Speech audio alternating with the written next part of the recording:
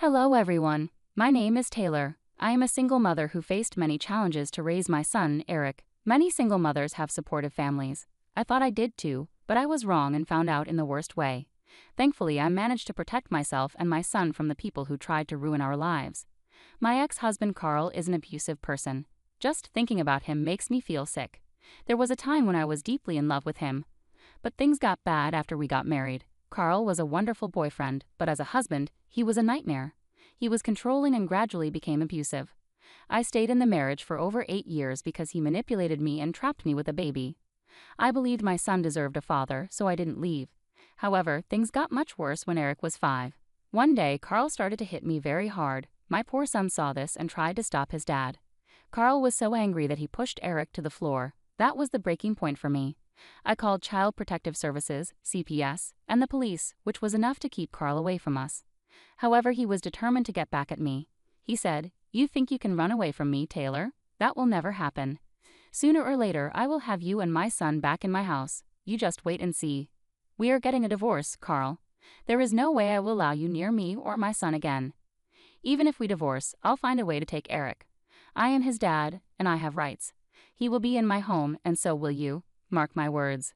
Carl's behavior and violent history made me very paranoid. My son was extremely traumatized and had to go to therapy to deal with his issues. After a long court battle, Carl and I were finally divorced. I didn't stop there. I moved near my parents and sister to stay safe from Carl. I even got restraining orders against him. It was the most horrific time of my life. Carl never knew where I had moved. He might have guessed, but he didn't have my exact address. Being near my parents and sister made me feel safe. However, my parents were not very supportive of my divorce. They said, "Was it really necessary to get a divorce? You two could have attended therapy and talked it out. It's not a big deal. Poor little Eric had to lose his dad over your problems. That's so unfair. He must be devastated not being able to see his dad." "Are you serious right now? Carl used to beat me up, Mom, and he even hit Eric when my son tried to protect me. How can you not see what a monster Carl is? Mom, Dad, you need to be more understanding of Taylor. She has been through a lot. You have no right to make her feel guilty. She did the right thing," my sister said. At first, Mom and Dad would talk to me about letting Eric see his dad, but I never allowed it. My parents were never happy with my decision. They'd always said, "Why don't you let Carl visit Eric? He must miss his son." How would you feel if I wasn't around when you were growing up? I know I would have been devastated. Taylor, you grew up in a home with 2 parents. You can't be so selfish with Eric. He deserves the love of his father. Soon he will start resenting you for not allowing his father to be in his life. What are you even talking about? Eric is terrified of his dad. He begs me never to let Carl near us again. Neither of us wants anything to do with him. You may be letting Carl's bad actions color your view. You shouldn't have involved Eric in your problems. He's scared of Carl because you've made him that way. That's unfair, Dad. If Carl was a good man and a loving father, he wouldn't have hurt me in front of Eric, or at all. No matter how hard I tried, they never agreed with my decision. Over time, though, they seemed to accept it. They became close to Eric and did a great job as grandparents. Eric also formed strong bonds with them and his aunt, Blair. I think part of the reason my parents stopped pressuring me was because Blair and I were financially supporting them. Dad doesn't have a good job and Mom doesn't work, so we sent them monthly allowances. Money might have been why they eventually stopped bringing up the matter. Eric and I were doing well in our new home. He started school locally, and I had a good job in an office. Things were going smoothly, and I was happy being close to family. However, I didn't expect my loved ones to betray me. About a year after leaving Carl, I was preparing for a business trip to another city. I couldn't bring Eric along because there were no childcare arrangements at work. I was stuck, wondering what to do with Eric. That's when my mom and dad suggested a plan. They said, "We heard you'll be going on a business trip soon. Stuart and I have been thinking about babysitting Eric for you. We can stay at your house and take care of both Eric and the house." "Are you sure about this? Eric can be quite a handful. Plus, leaving your apartment empty might be risky, don't you think? It's just for a few days, so I don't think it'll be a problem. Besides, we love Eric and he loves us. I'm sure he'll enjoy spending time with us." "Yeah, we'll stay here and take care of everything. Your house will be safe while you're away. It's like getting 2 benefits at once." "Okay, since you're so insistent, I'll leave Eric and my house with you." I agreed to let them babysit Eric and stay at my house until I returned. I felt satisfied with the plan because I trusted my parents completely. Now I know I made a huge mistake. I shouldn't have trusted them at all. My business trip was just a week later. I flew out that night after saying goodnight to Eric. I had to leave a day early to prepare for a big client meeting the next morning. I called my parents and Eric from the hotel after I arrived. Everything seemed fine. Little did I know what was about to happen. At night, while I was in my hotel room preparing for my meeting the next day, Blair called me. Her call made me anxious. I immediately thought something might be wrong at home. I answered nervously. "Hey Taylor, have you already left for your business trip?" Blair asked. "Yes, I flew out yesterday. It's a short trip." "Have you left Eric with Mom and Dad?" I replied. "Yes. Is everything okay?" "They're staying at your house with Eric. They're taking good care of him, and he loves being with them," Blair said. "Taylor, I don't know how to tell you this, but I think you made a mistake leaving Eric with them. I don't think they have good intentions. Something doesn't feel right," Blair continued hesitantly. "What do you mean? Tell me what's going on. You're scaring me, Blair," I urged, feeling a knot in my stomach. "I think Mom and Dad might try to take Eric to see Carl. They've been against your decisions about the restraining orders and your divorce. I have a bad feeling they might try to reunite Eric with him," Blair explained. "What? No, they can't do that. There must be some misunderstanding. They didn't approve of my divorce, but they wouldn't side with someone who abused me," I protested in disbelief. "I understand you trust them, but please stay cautious. If you need anything, I'm here for you. Remember that," Blair urged. "Thanks, Blair. I'll keep that in mind." "Don't worry," I replied. Blair's words lingered in my mind, unsettling me deeply. I couldn't shake off the unease, so I decided to call my parents and check in with them. I said, "Hey, Mom, can you pass the phone to Eric? I miss him a lot and want to talk."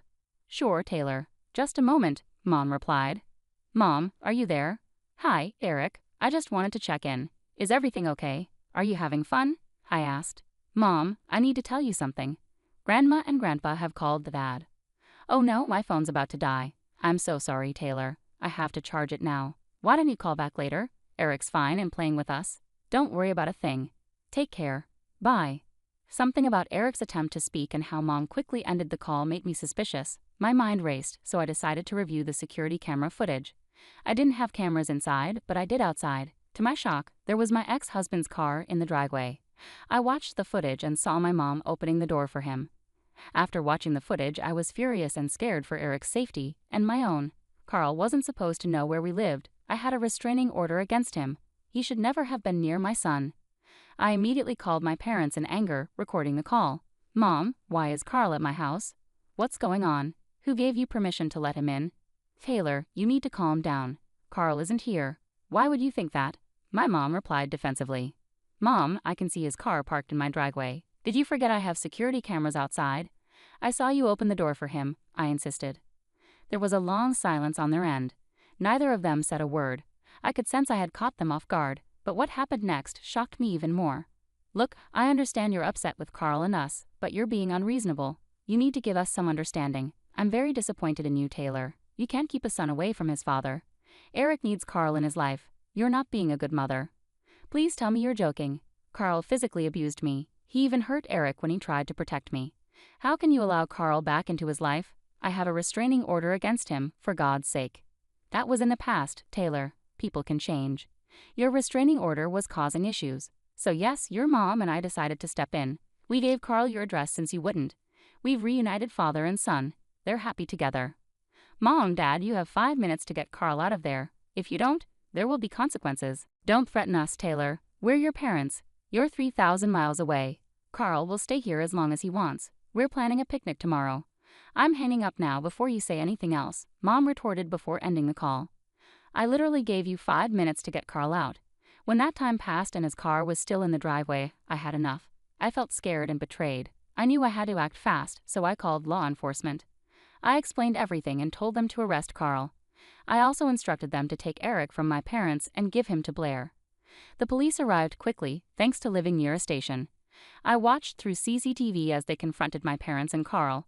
Mom and Dad looked panicked as the police moved in to arrest Carl. Mom called me, furious. "Taylor, what's wrong with you? Did you call the cops on us? How could you do this? Carl could go to jail." "He will go to jail, Mom, and so will you if you don't leave my house right now. I don't want you and Dad on my property again. I've called Blair. She's coming to take Eric. You'll never come near us again." "How dare you, Taylor? You're a horrible woman. I wish you were never born. You can't kick us out and take our grandchild from us. We won't let that happen." "Good luck with that, Mom and Dad. The police will stop you if you try anything. They know Eric is going with Blair. You can't do this. We have grandparent rights. We'll sue you. Good luck trying to fight me in court. It'll be interesting to see the judge's reaction when she learns you allowed an abusive man into my home despite a restraining order. You won't stand a chance." Before my parents could respond, the police emerged with handcuffs. Carl was led to a waiting police car and placed in the back seat. Seeing him taken away brought me a sense of relief and satisfaction. The police then turned their attention to my parents, who were flustered, and my dad began shouting at them, likely arguing about Eric. At that moment, my sister Blair arrived. She showed her ID to the police and took Eric with her.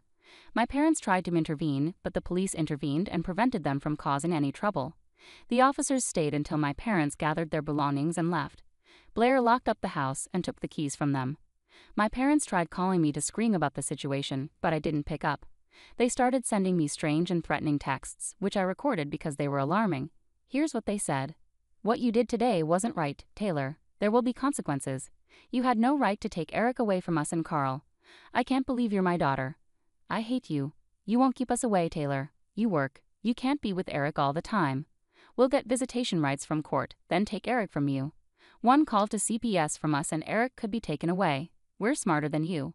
We'll call CPS with bad stuff. They'll place Eric with us, and he'll never return to you. That won't happen. Eric stays with me, and I'll protect him with everything I have.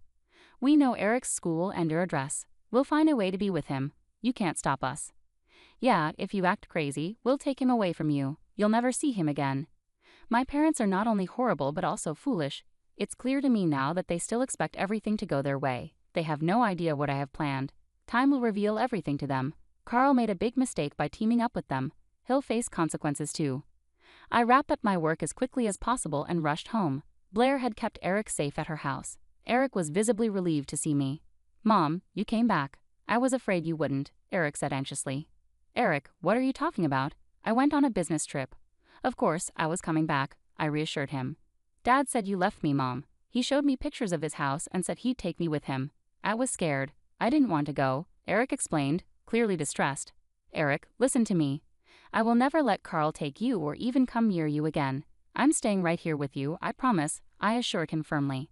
I spent a long time comforting Eric and ensuring he felt safe. It was upsetting to hear that Carl had been filling his head with lies about me abandoning him and trying to take him away. I was furious with Carl. CPS got involved and listened to Eric's account. They recommended therapy, and Eric is already attending sessions. I've also enrolled both of us in group therapy to help us heal from our experiences. Our therapist has been wonderful and supportive throughout. My lawyer used all the evidence of Carl's crimes in court. He's facing charges for attempted kidnapping and violating the restraining order, which could lead to jail time. Right now, I'm working on legally severing Carl's parental rights to Eric. My son deserves a good father, not an abuser like Carl. My lawyer is competent, and we're hopeful for a successful outcome. Eric, listen to me. I won't let Carl come near you ever again. I promise I'm staying right here with you, I reassured him. I spent a long time comforting Eric and making sure he felt okay. Carl had been saying hurtful things to Eric, like I abandoned him and Carl was going to take him away. I was really angry at Carl for spreading lies. Child Protective Services, CPS, got involved and listened to Eric's side of the story. They suggested therapy for him, and he's already attending sessions. I've also joined group therapy with Eric to help us both heal from what happened. Our therapist is really supportive and helps us work through our feelings. All the evidence of Carl's crimes was used by my lawyer in court. He's facing charges for trying to kidnap Eric and violating a restraining order, and he might go to jail. Right now, I'm working on making sure Carl loses his rights to be Eric's father. My son deserves a good dad, not someone who hurts him like Carl. My lawyer is very good, and we're hoping the legal process goes smoothly. My parents tried to sue me for grandparent rights, but the judge quickly dismissed their case when they saw my evidence and the texts my parents sent. I took further steps and got restraining orders against them, which the judge approved right away. I've moved with Eric to a different state because I got promoted at work to a higher position in a new city. It helped me get away from my parents. Blair visits us sometimes, and she's also cut off contact with our parents and might move closer to me soon. My parents are struggling financially now that Blair and I have stopped helping them out. They had to find extra jobs, and lawyer fees drained their savings, making them unstable. Meanwhile, Eric and I are doing really well in our new environment. I have no plans to reconnect with my parents or let Carl hurt my son again.